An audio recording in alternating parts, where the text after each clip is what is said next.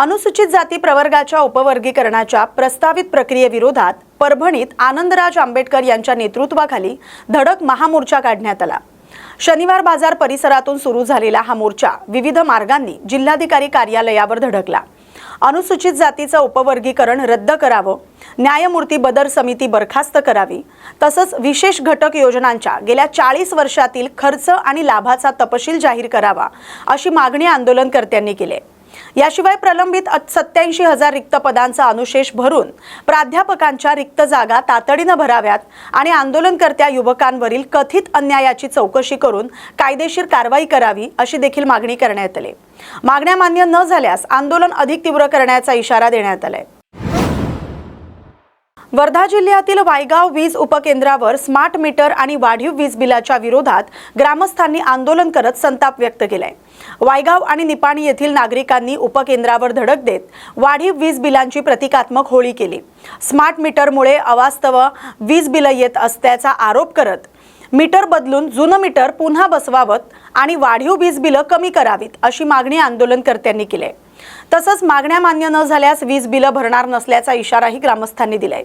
या आंदोलनामुळे परिसरात काही काळ तणावाचं वातावरण निर्माण झालं। आमची मागणी होती आमचे जे जुने मीटर जे होते तेव्हा आम्हाला जे जास्त बिल येत नव्हतं आणि जे नवीन मीटर जे लावले आम्हाला खूप बिल येत आहे। हवेच्या डब्या बिल आम्हाला येत आहे नवीन मीटरचं। तर आमची तेवढी काही ताकद नाही आहे बिल भरायची आहे। आमचे जे जुने मीटर आहे ते आम्हाला बदलून द्या। जोपर्यंत तुम्ही आम्हाला जुनी मीटर देत नाही तोपर्यंत आम्ही बिल काही भरत नाही। राज्यातील सुरू असलेल्या राजकीय घडामोडींच्या पार्श्वभूमीवर आमदार रवी राणा यांनी ठाकरे गटावर टीका करत अनेक दावे केलेत। ठाकरे गटातून बाहेर पडलेल्या 6 खासदारांनी स्वतंत्र गट स्थापन करून युवा स्वाभिमान पक्षात यावं अशी खुली ऑफर त्यांनी दिली आहे। तसंच ठाकरे गटातील आणखीन 2 खासदार आपल्या संपर्कात असल्याचा दावा देखील त्यांनी केलाय। पुढे बोलताना पक्षात अखेरीस उद्धव ठाकरे आणि संजय राऊत हेच उरतील असा देखील दावा त्यांनी केलाय। मुख्यमंत्री पदाच्या काळात हनुमान चालीसा पठणाच्या प्रकरणात आपल्याला आणि नवनीत राणा यांना 14 दिवस तुरुंगात टाकण्यात आल्याचा आरोप करत जैसी करणी वैसी भरणी अशी प्रतिक्रिया देत त्यांनी ऑपरेशन टायगरच्या चर्चेवर मत व्यक्त केले। याच्यामध्ये 6 उबाटा गटाचे जे खासदार आहे ते सुद्धा आता दिल्लीला पोहोचलेले आहे। ते स्वतंत्र गट त्या ठिकाणी निर्माण करत आहे।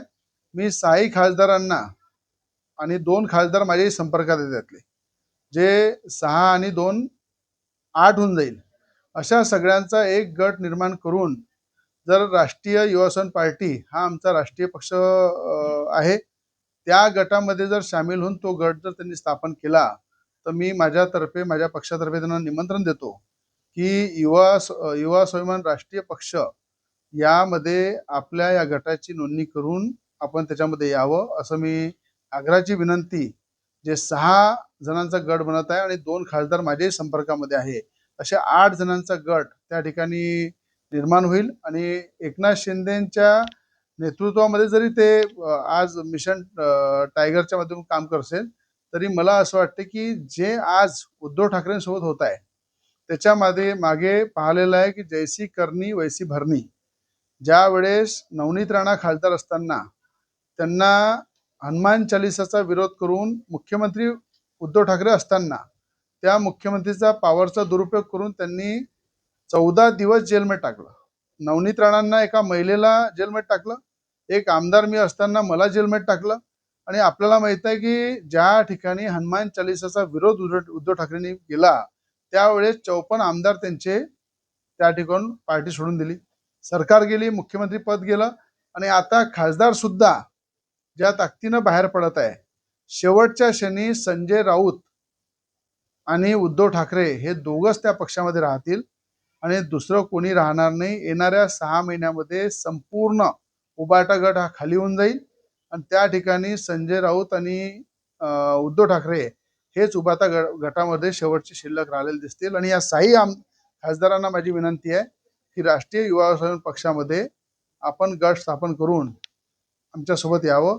आम्ही भारतीय जनता पार्टी सोबत सुद्धा आहे, पूर्ण महायुती सोबत आहे आणि पूर्ण ताकदीनं या ठिकाणी या गटाचं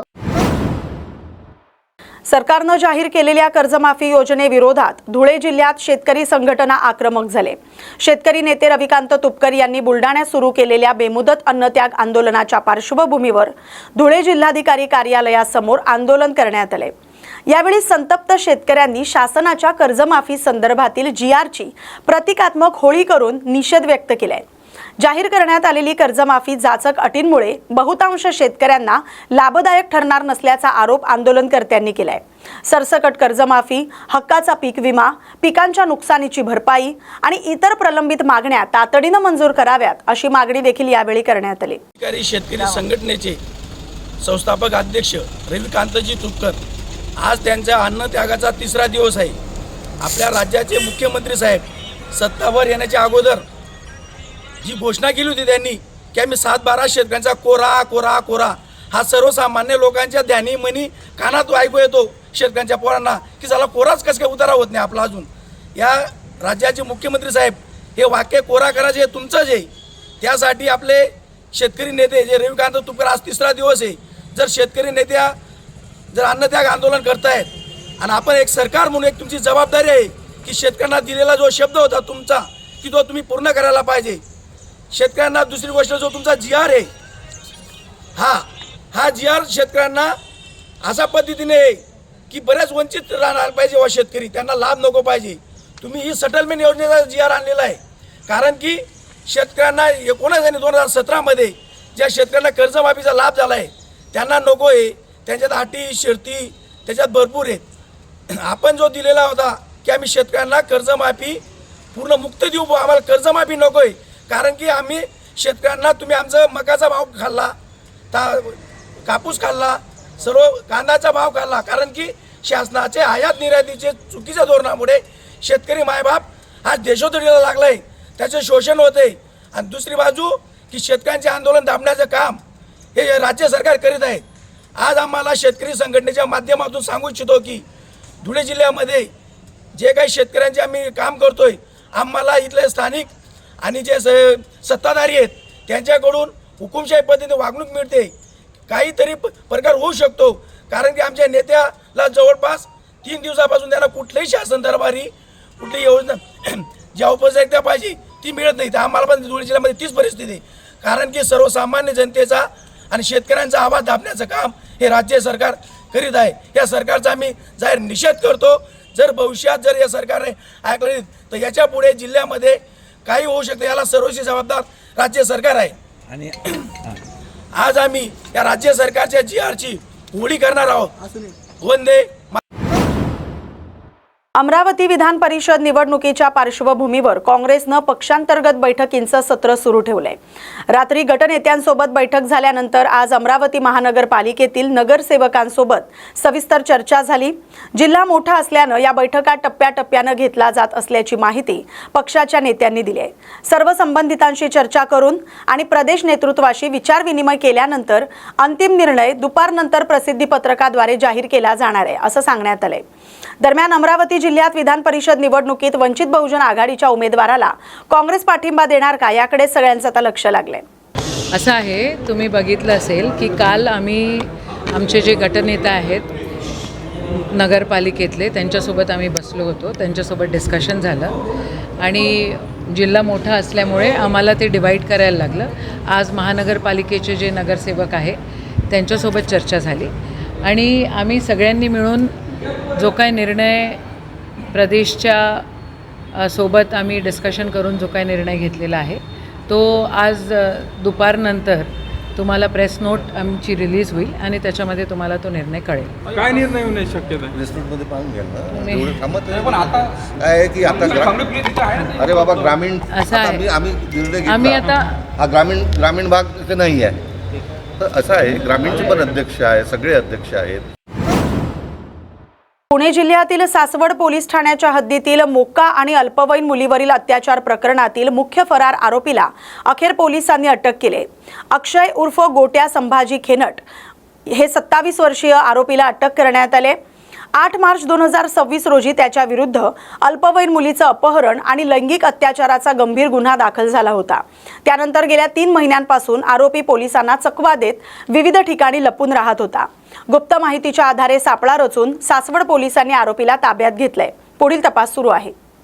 सासवड पोलीस स्टेशन येथे 8 मार्च 2026 रोजी एक 92/2026 BNS कलम 37(2) 64 पोक्सो अशा कलमांवर एक गुन्हा दाखल होता. त्यामध्ये एक आरोपी फरार होता, अक्षय उर्फ गोट्या संभाजी खेंड. यावर ह्या अजून 2 गुन्ह्यामध्ये पण फरार आहे आणि याच्यावर 307 पोक्सो, 395 IPC असे गंभीर वेगवेगळ्या प्रकारचे 7 गुन्हे दाखल आहेत. हा आरोपी जो आहे याच्यावर मोका अंतर्गत सुद्धा गुन्हे दाखल आहेत. मागील 3 महिन्यापासून हा फरार होता.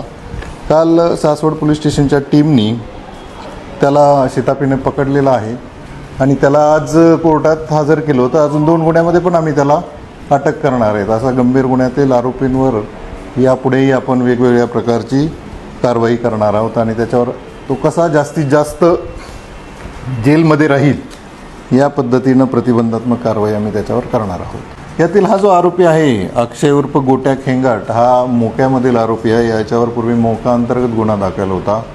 2019 पासून हा सक्रिय आहे. याच्यावर दरोडा, 307 सारखे हाफ मर्डरचे गुन्हे, 395 अशा वेगवेगळ्या प्रकारचे गुन्हे दाखल होते आणि हा सतत कार्यरत होता. याच्यामध्ये आमच्या सासवड पोलीस स्टेशनचे PSI गोडसे यांच्याकडे हा तपास आहे. परंतु या आरोपीला WPSI ज्या आहेत अर्चना पाटील त्यांच्यासोबतचे आमचे police constable Londhe, police constable Shinde आणि पोलीस हवालदार किवळे यांच्या पथकाने काल शिताफीनं ताब्यात गेलेला आहे. ॲक्च्युली तो त्याच्यावर मागावर असताना तो उसामध्ये पळून गेलेला होता, परंतु त्याला कॉर्डन करून